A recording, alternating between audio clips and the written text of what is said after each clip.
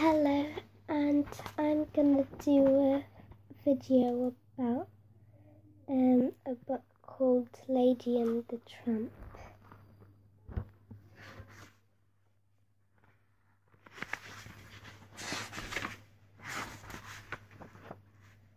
Jim Dear and his wife Darling were celebrating their first Christmas together, and Jim wanted it to be very special.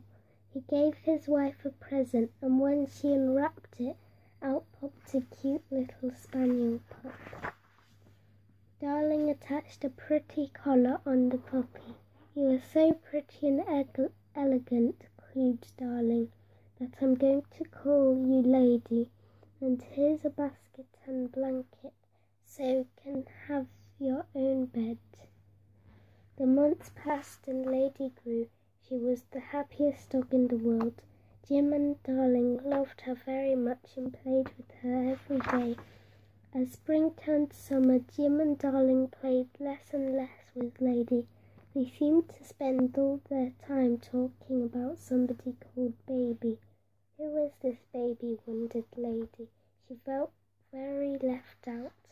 One afternoon, a strange dog poked his muzzle into Lady's garden. He was rather scruffy and he didn't even have a collar. Lady wondered what kind of a dog he could be.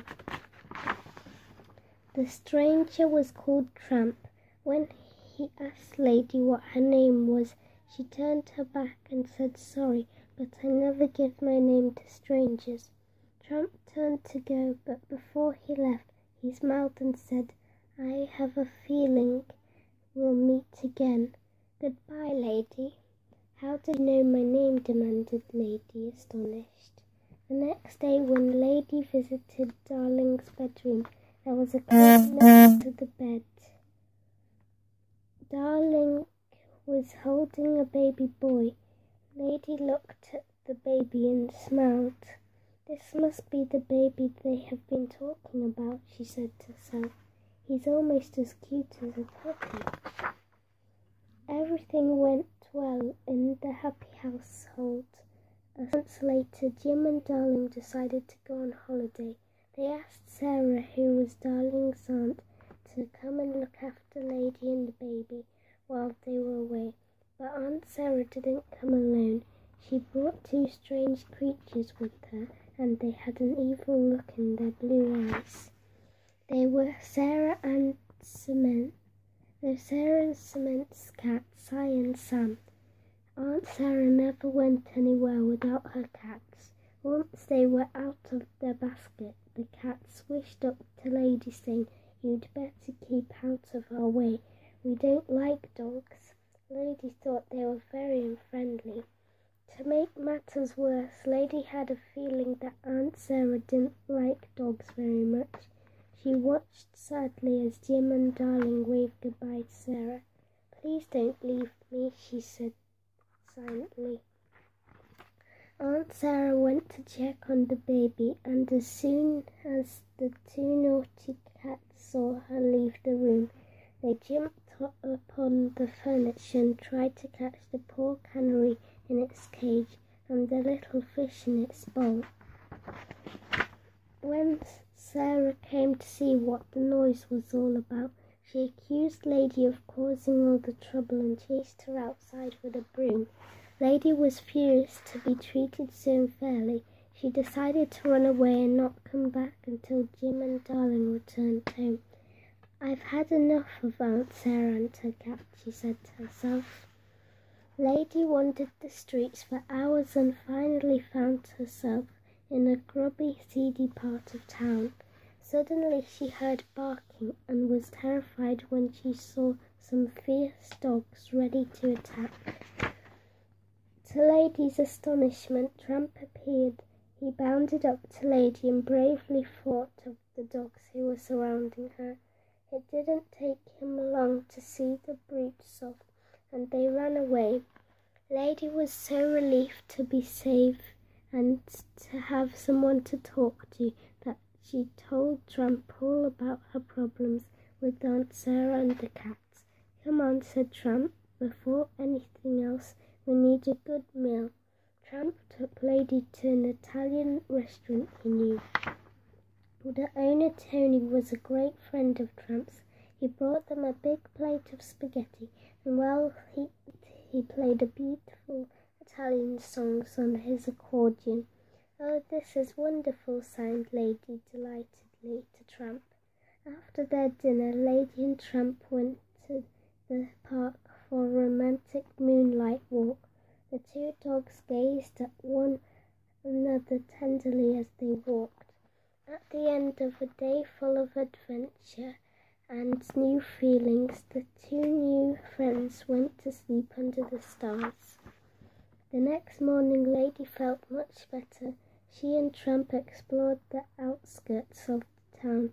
She was enjoying her walk when suddenly Tramp heard the clucking of some chickens in a garden. "Do you hear that, Lady? Chickens, chickens mean eggs, and eggs mean breakfast," cried Tramp. Before Lady could stop him, he leapt right into the chicken coop. "Stop," yelled Lady, "you'll get caught." But Tramp didn't hear her. He was too busy chasing the chickens around. But the farmer was so angry that he called for the dog catcher to come and catch Tramp.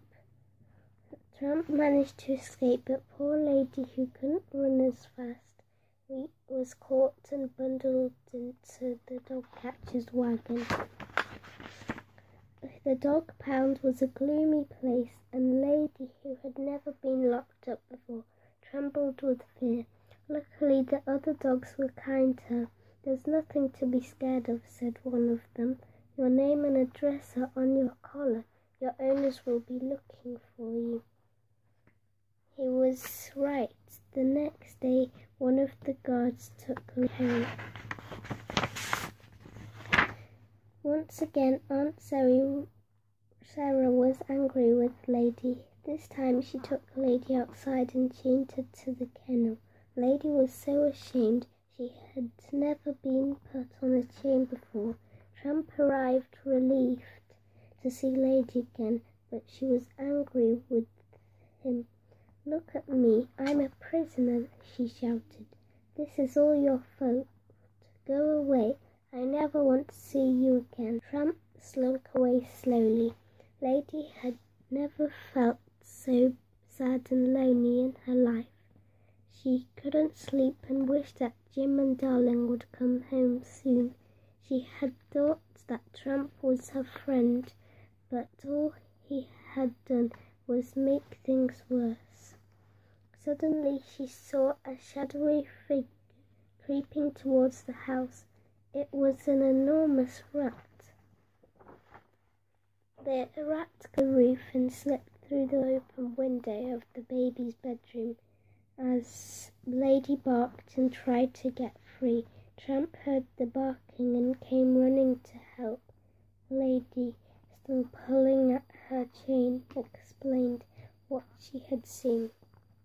"There's no time to lose," barked Tramp. The kitchen door was ajar, and Tramp raced into the house, followed by Lady, who had at last managed to break free of her chain. They charged upstairs to the baby's bedroom.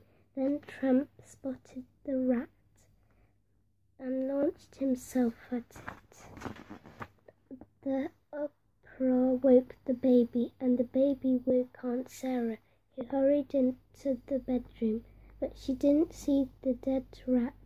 She was concentrating on the two dogs. "Out," she yelled. "Down to the cellar now." And with that, Lady and Tramp found themselves locked in the basement. Aunt Sarah called the dog catcher, who came in his wagon to take Tramp away. Jim and Darling arrived just as the dog wagon with Tramp in it was moving off. "What on earth is going on?" asked Jim. Aunt Sarah told them her version of events. Jim turned to Lady and said, "Lady, what is this? Have you been behaving badly?" Lady had to show them that maybe then they would understand what real really happened. Lady bounded up the stairs, barking for them to follow her. In the bedroom, Lady showed them the dead rat. "Good heavens," said Aunt Sarah. "I thought Lady and that other mangy dog wanted to harm the baby. But I must get that dog before he arrives at the pound," said Jim anxiously. He took Lady, hailed a taxi cab, and soon caught up with the dog catcher's wagon. He explained to the driver what had happened, and Tramp was set free. Jim saw how happy Lady was and began to laugh. "So you love this brave dog, do you?" he said. "Perhaps we'd better invite him to come and live with us then." Lady thought that was a very good idea. Tramp had never lived in a house before. He was so happy to be living with Jim Darling and, of course, his beloved Lady. Then, when Christmas time came round, there were 1, 2, 3, 4 puppies playing under the Christmas tree. Lady and Tramp were very proud of their family. It was a wonderful Christmas. Shout out to Q.